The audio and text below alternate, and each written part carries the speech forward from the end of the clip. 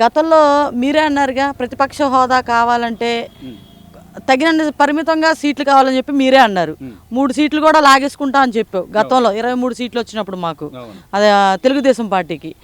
ఇప్పుడు మీరు చెప్పేదేమో శ్రీరంగ నీతులు, దూరేదేమో దొంబర గుడిసెలు. ఎందుకయ్యా ఇప్పుడు ఈ మాటలు ఎందుకు మీకు? మన డిఎస్సి మీద చర్చకి రండి. ఇప్పుడు లోకేష్ ఉన్నారుగా, అసెంబ్లీ సాక్షిగా ఆయన సవాల్ విసురుతా ఉన్నాడు. మీకు దమ్ము ధైర్యం ఉంటే గనక, మీరు పులివెందుల్లో ఎమ్మెల్యేగా గెలిచినట్టయితే గనక, నువ్వు నిజంగా పులిబిడ్డవైతే నువ్వు రా. నువ్వు ఇప్పుడు పిల్లని చెప్పేసి అందరికి రాష్ట్రం అంతా అర్థమైపోతుంది ఉంది కదా. నీకు ప్రెస్ మీట్లు ఎందుకు? ఇంకా మీకు మాట్లాడడమే చేత కాదు. అసలు మీరు ఆ ఉనికిని అనేది కోల్పోయారు. ఒక రౌడీ రాజ్యంగా, గోండా రాజ్యంగా మీరు ఎన్ని నిరాహార దీక్షలు పెట్టినా అక్కడ ఏమన్నా నడుస్తుందా? పక్కనేమో మందు బాటలు పెట్టుకుంటావు, పక్కనేమో మిక్చర్ బాటలు పెట్టుకుంటావు, పొట్లాలు పెట్టుకుంటున్నారు. అదేమనంటే జనాల మీదకి రప్ప రప్ప అని ఎగబడతా ఉన్నారు. అది మీరు శాంతియుతంగా చేస్తూ ఉన్నారా ధర్నాలు? ఒక పర్మిషన్ లేకుండా పెట్టేస్తున్నారు ఇష్టం వచ్చినట్టుగా. బస్ స్టాపుల్లో, రైల్వే స్టేషన్ దగ్గర జనాలు తిరగకుండా భయభ్రాంతులకు గురి చేసేటట్టు మీ ప్రెస్ మీట్లు కానివ్వండి, మీ ఇవి కానివ్వండి, దీక్షలు కానివ్వండి, అది జనానికి అసలు అర్థమైపోతుంది కదండి ఆయన చేసేది. పులివెందుల్లో గెలిచి ఒక ఎమ్మెల్యేగా గెలిపించారుగా, వాళ్ళకి ఏమన్నా న్యాయం చేస్తా ఉన్నాడు జనాలకి? అక్కడ ఎదురు చూస్తారు కదా, ఎమ్మెల్యేగా నేను గెలిపించుకున్నాను, అసెంబ్లీలోకి వెళ్ళి మా నియోజకవర్గానికి కనీస వసతులైనా మా జగన్మోహన్ రెడ్డి తీసుకొస్తాడని చెప్పి వాళ్ళకి ఒక ఆశ ఉంటుందిగా. అది కూడా పోగొడుతున్నావే.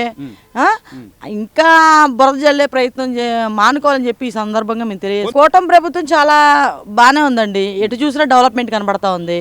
టెన్షన్గా మనకి ఇవ్వాల్సిన పథకాలు అనేవి, పెన్షన్లు కానివ్వండి, ఏదైనా సరే ఉద్యోగాలు కానివ్వండి, రోడ్లు డెవలప్మెంట్ కానివ్వండి, ఎక్కడైనా సరే వంతెనలు, ఏదైనా సరే వంతెనలు కానీ అన్నీ బాగానే చేస్తూ ఉన్నారండి. ఈయనకి వచ్చిన బాధ ఏంటో అర్థం కావట్లేదు మాకు. ఈ జగన్మోహన్ రెడ్డి అనే వ్యక్తి రాజకీయాలకు పనికిరాడు, అవకాశం అసలు లేదు. గో బ్యాక్ జగన్, అగైన్ కూటమి ప్రభుత్వం అని చెప్పేసి ప్రజలు విశ్వసనీయంగా నమ్ముతూ ఉన్నారు. మాజీ ముఖ్యమంత్రి జగన్మోహన్ రెడ్డి గారు ఆయన వితండవాదం ఒక మాట మాట్లాడితే కరెక్ట్గా ఉండాలి.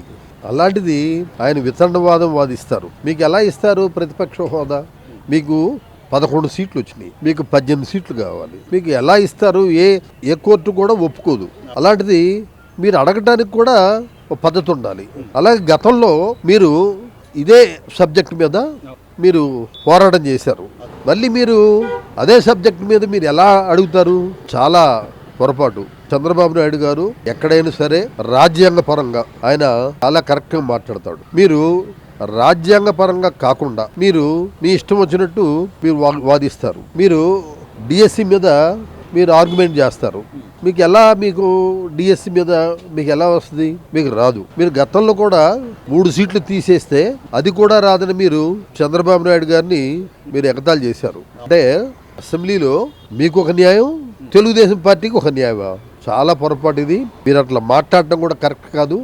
ఇవాళ చంద్రబాబు నాయుడు గారిని ప్రజలు మెచ్చుకున్నారు, ఆయనకు అమితమైన సీట్లు ఇచ్చారు, ప్రజలు ఆయనకి పట్టం కట్టారు. మీరు అవన్నీ మర్చిపోయి మీరు అడ్డదిడ్డంగా వాదిస్తే ప్రజలు మెచ్చుకోరు. మీరు చాలా పొరపాటు మాట్లాడుతున్నారు.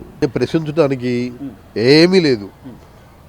ఆయన అసెంబ్లీలోకి వెళ్ళి ప్రశ్నించడానికి ఏమీ లేదు కాబట్టే ఆయన సైలెంట్ అయి పక్కకు తప్పుకుంటున్నారు. ఇది ఒక రాజకీయ నాయకుడు చేస్తున్న మొట్టమొదటి పొరపాటు. పాదయాత్ర చేసినా లేదా ఇంకేదైనా యాత్ర చేసినా ప్రజలు నమ్మరండి.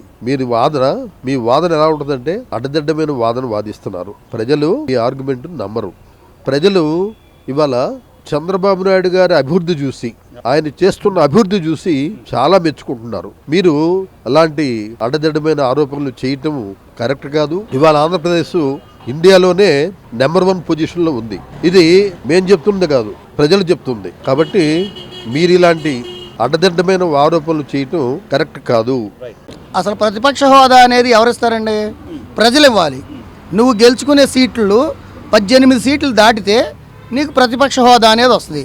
అంటే మినిమం 10% రావాలనే కాన్సెప్టు చిన్న కార్యకర్తలకి, సామాన్య మానవులకే అర్థమవుతుంది.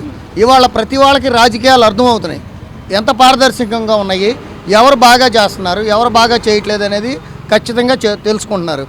ఇలా తెలుసుకోవడం వల్లనే జగన్మోహన్ రెడ్డి గారికి 11 సీట్లు కూర్చోబెట్టారు.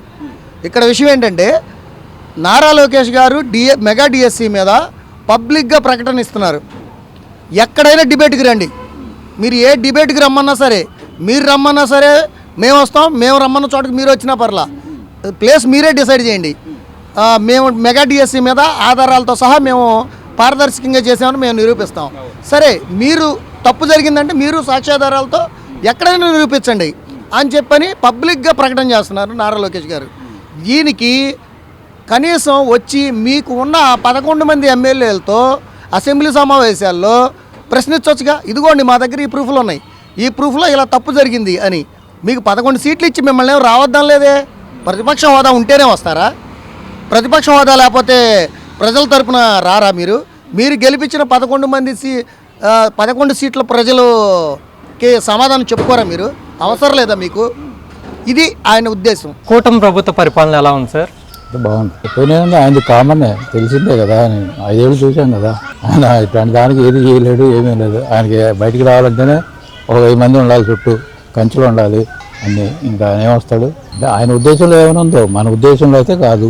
ఆయన ఉద్దేశంలో ఏమైనా ఉందో మనకు తెలియదు కదా. అసలు డిఎస్సి వచ్చి మాట్లాడారు అయితే ఆయనకి లేదు, జగన్మోహన్ రెడ్డి గారికి. ఎందుకంటే 5 ఏళ్లలో ఎప్పుడు కూడా ఇది పెట్టాల. ఎప్పుడైనా ఇప్పుడు దాకా కూటమే పెట్టింది డిఎస్సి అనేది. అసలు దాని గురించి మాట్లాడే అర్హతే లేదంటాను అయితే. అది బాగుంది. కనీసం ఇప్పుడైనా జనాలు ఒక 5 ఏళ్ళు మనం వెనకబడిన 5 ఏళ్ళు లేదు అన్న తర్వాత 20 ఏళ్ళు వెనక్కి వెళ్ళిపోయాం. అది కనుక ఆలోచించుకొని మళ్ళీ కనుక ఆయనకి ఇంకో 10 ఏళ్ళు ఇస్తే, మన ఆయుష్ కూడా ఆయనకి ఇస్తే మన దేశం చాలా బాగుపడుతుంది. బాధ్యత ఉండాలి. బాధ్యత ఉండబట్టి ఇది చేసుకుంది వాళ్ళు. మరి బాధ్యత లేదని అనుకోవాలి, అందుకే వాళ్ళు చేయలేదు. ఆ సంగతి వాళ్ళకి తెలియాలి. వ్యతిరేకత చూపించారు, ఇష్టం లేని వ్యతిరేకత చూపిస్తున్నారు.